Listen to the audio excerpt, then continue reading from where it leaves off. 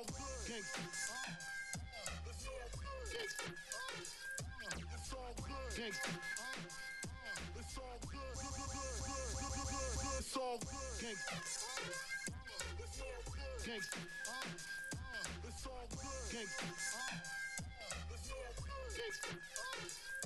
It's all good. Gangsta. It's all good. It's all good. Gangsta. It's all good. Gangsta. It's all good. Gangsta. It's all good. Gangsta. How y'all doing out there? This is Terrence T-Bone Mills. Welcome to another show of It's All Good. First of all, I got to shout out my man Ralph Troutman. Y'all can check him out at www.m.music.com. He's one of the hottest producers in Brooklyn right now. And welcome y'all to the show. I feel good. You know what I'm saying? Feel good today. I got a legendary guest with me. Y'all probably see him. He's my role model. He's your role model. He go by the name of Andre T. Smith, a.k.a. Lord Bless or Bless Me Videos, a.k.a. Captain Video. Welcome to the show, baby.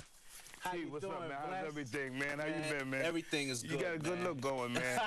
Good tracks and everything, man. What's Thank happening? you, man. Yo, I feel good. You know what I'm saying? Just an honor for me to sit here next to a legend that done did it all. The first hot video show in Brooklyn, the first to go live, man. Right. What keeps you motivated, Bless? Well, a lot of times, man, well, first of all, family. Family, you know, Right. a little vid kid, he couldn't be here today, but he's mad because he wanted to be here because, Right. you know, you his boy. But what keeps me basically motivated is family and, you know, just trying to be alive, just trying to, that's what, you know, my niche is. You know, a lot of people says, you know, if you find your niche, then you'll be able to be successful. And success is not measured by, to me, I should say, it's not measured by how much money a person has. Success is measured by what makes you happy. Right. So if you're out there and you're doing what you do and it makes you happy, I think that you are successful. Right, definitely. You know what I mean? And, you know, that's how we do it. I noticed one thing about you is that you recognize your blessing.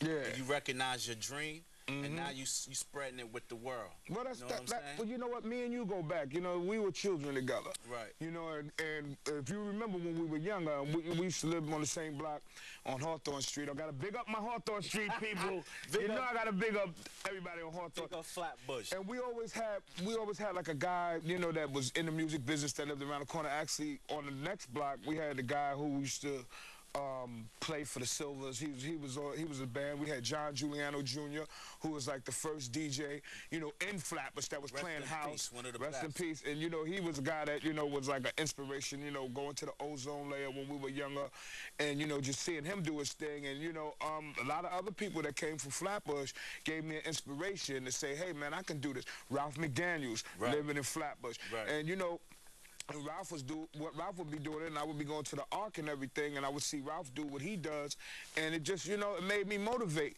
So when this opportunity was opened up, I said to myself, yo, listen, you know, actually it was my wife that said, listen, you know, you need to jump on that. Right. You know what I mean? I saw this guy.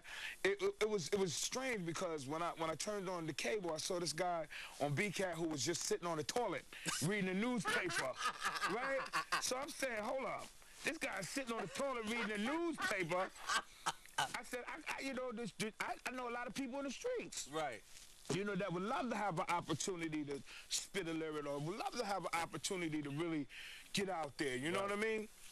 So, BCAT at the time was over on, was in the building over across the street from City Hall, which was a small room. This is before they moved to Flatbush and then moved here at the current location. It was in a small room.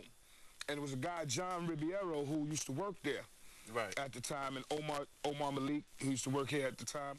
And I went to them and I was like, listen, man, how could I, you know, I called down there and I spoke and I connected with John, and he said, yo, come down and you can see how it works. I went down there and I connected with him, and he was like, hey, man, you know, what do you do? You know, at that time I was, you know, I was doing a little bit of everything, rapping, I was running around trying to, you know, get my niche, you know, and, you know, hanging out with DJs, hanging out with rappers and stuff.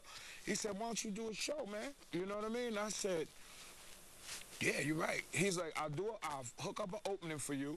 Okay. And he said, and all you got to do is just film and just let it go from there. Right. So what I did was I said, okay, I went Prospect Park, and gather all the cats I knew from Flatbush that rapped. Okay. So I said, I mean, I'm talking about I had so many people, everybody from Flatbush, and we was in that little gazebo in Prospect Park. Yeah. And I just taped them. And then I put my number at the end of the show. Okay. Man, the response I got from that, because there was nobody else doing it. Right. Nobody, no other hip-hop. You got to remember, at the time, Video Music Box at the time was just doing artists that was out there. Right. And artists that was coming out there. But in terms of underground artists, Video Music Box wasn't doing underground artists. Okay. You know what I mean? So I gather all the artists from Flatbush, and that's why I always big up Flatbush and love Flatbush. Gather up all the artists, let them rap, they rap, and at the end of the show, I put my number up.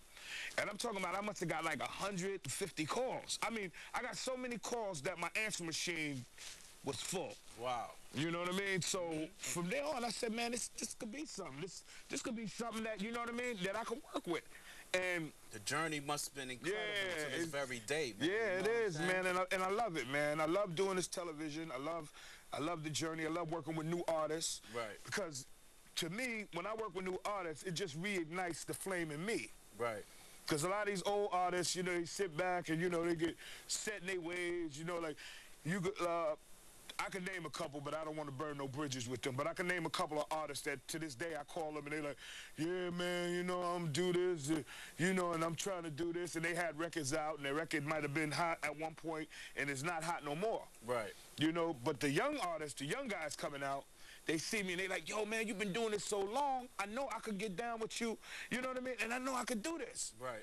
So that's why I go and I try to figure and scout out artists.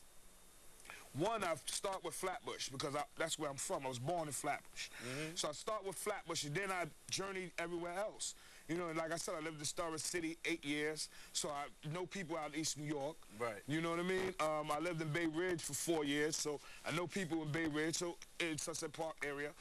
And, you know, just doing this video, now I'm known all over Brooklyn. So it's easy. You hot right now. I'm starting to run in my mouth, man. You hot right now. Don't even worry about it. This is all about you. Yeah, no doubt, no doubt. If it wasn't for you, I wouldn't be here right now. True. You know what I'm saying?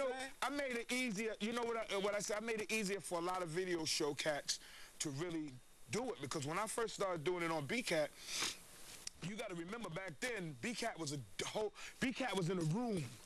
A small room. A small room, not even bigger than the mini studio. Wow. We working, just a little bit bigger than that. It was a small room, and cats was coming and they was getting shut down. And it's just that I became friends with these people, because you got to remember, Omar, who actually ran the BCAT, lived in Flatbush. Right. So once he found out that I was from Flatbush, it was more like a kinship, like a brothership. It was more like, yo, you know, you should do this, you need to do that. And he ran BCAT at the time, so he was like, yo, you need to do this, you need to do that. And I would just take and adhere to what he said. Right. Whatever he told me to do, I was being a good soldier. You know what I mean? Now I'm the general of this month.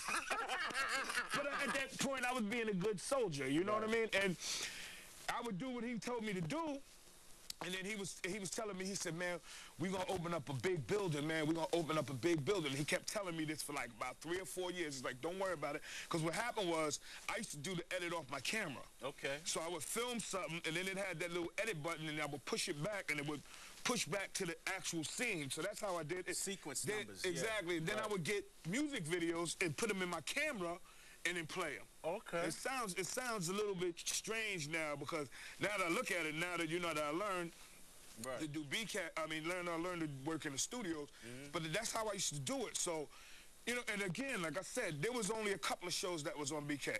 I think there was